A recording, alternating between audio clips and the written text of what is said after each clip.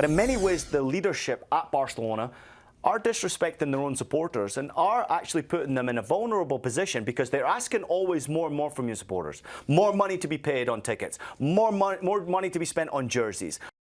What's going on with Marc-André ter Stegen? Here, look at what has happened in this saga. He posted that he needed surgery on a back injury. He said he would only be out for 3 months.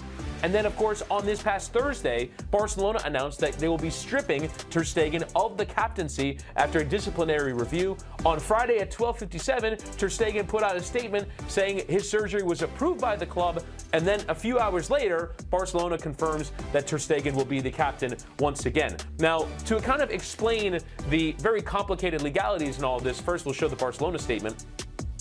The club announces that the player Marc-André ter Stegen has signed the authorization necessary for the club to send to La Liga the medical report relating to his surgery. The disciplinary case has been closed and the player is captain of the first team once again with immediate effect. So again, just to explain, basically what happened here is Barcelona planned to deregister ter Stegen from the team. This would save them a few $1 million and a spot against their registration that they want to put Marcus Rashford into.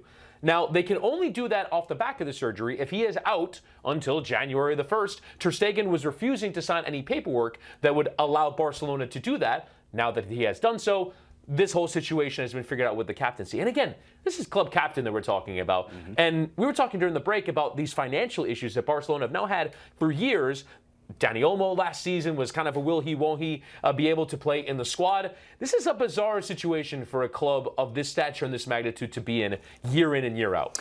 Yeah, it's quite ridiculous to see treatment like this to a club captain. And also, you really see how disjointed sometimes what happens off the field at football clubs. And big football clubs, they're in somewhat financial dire straits or financial struggles that would mean there's a lot more pressure on players, managers, and of course executives as well. So we understand that the pressure put on ter Stegen came from a post that he put out about his back injury, because we didn't hear from the club until he actually put the post out that he needed surgery, which is a mix of communication first and foremost. Now, the divide where I see it coming from is down to the player's salary, right? Because if you deregister the player, you can then obviously, providing his salary, I think it's like 80%. If it's not 80% of the club salaries, then you can deregister the player, and it's up to 4 months. If the injury's over 4 months, then you can deregister the player. Now, him claiming that he was going to be back less than 4 months tells you, again, mix of communication. It seems to me like a power struggle between the executives, whether it's Deco, Joan Laporta, I don't even know who it would be that's making these types of decisions, but Barcelona clearly not happy that social media was used by ter Stegen to put out the news first and foremost that he had a back injury and that he was requiring surgery. And to sort of get out ahead of the deregistration thing. Right, and I think what he's trying to do is to protect himself, which sometimes as a player you have to do. You have to protect yourself, because what happens if he is all of a sudden left out of the registry, he's not involved in the squad, he's stripped of his captaincy. You see Joan Garcia came into the club as well. Maybe he takes the #1 jersey and you don't get back in. All of a sudden you're asked to leave the football club, and quietly the fans are then supporting the decision to allow you to leave. I think ter Stegen's protecting himself, but I'm just wondering, what's going on in the mind of Hansi Flick while this is all going on? He's trying to build a competitive team. He did very well with Chesney in goal. He obviously wants to have the German ter Stegen back in there. But Joan Garcia coming in from Espanyol shakes a few things up, because a bit of money was spent on him as well, and he's an important goalkeeper, only 24 years old, so he's a goalkeeper that wants to play.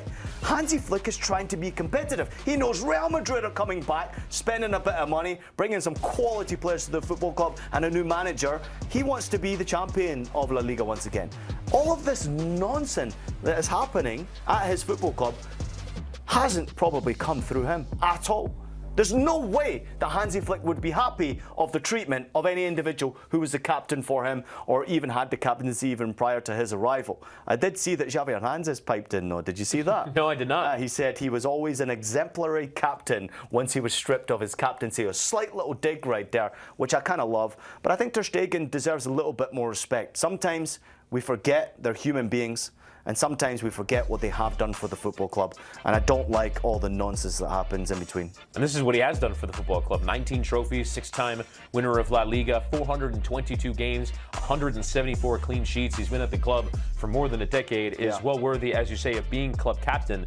In the overall, I think there is a dichotomy between what Barcelona is right now as a team, one of the most promising teams in Europe and the world, the talent that they have, of course, Lamine Yamal being the poster child for all that, and then who they are off the field, and some of these issues that they have where they're a club in big debt, they're rebuilding the Camp Nou, and they're trying to figure out how to still be a big club and sign new players and keep going while also doing all these things of robbing Peter to pay Paul and the levers and all of this. How do you kind of square those two things right now? Because this is a giant of a football club with an enormous fan base, a passionate fan base that defends them to the absolute ends of the earth. And yet sometimes their actions, I think, are unbecoming of a club of this stature. In many ways, I think a lot of these types of actions are disrespectful to their own supporters.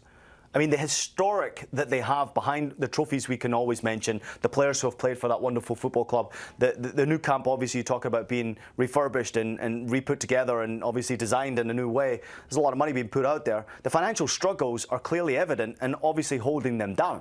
But in many ways, the leadership at Barcelona are disrespecting their own supporters and are actually putting them in a vulnerable position because they're asking always more and more from your supporters. More money to be paid on tickets, more money to be spent on jerseys. Obviously, you want the club to be run perfectly.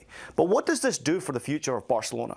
They're considerably lucky right now that they have an incredibly group of players, talented group of players coming through the ranks last season and the season before under Xavi Hernandez that really were world-class players that got them competitive. Because under Xavi Hernandez, they lost their way a little bit. They were still competitive, but not as good as they were under Hansi Flick. I think in many ways, when you see a lot of the nonsense that's going on behind the scenes with executives, sporting directors, and obviously people who are in charge of football club presidents, I think that it's disrespectful to the club as a history, because what happens now is that young players in and around that Barcelona region are seeing the noise that's going on and starting to turn their head.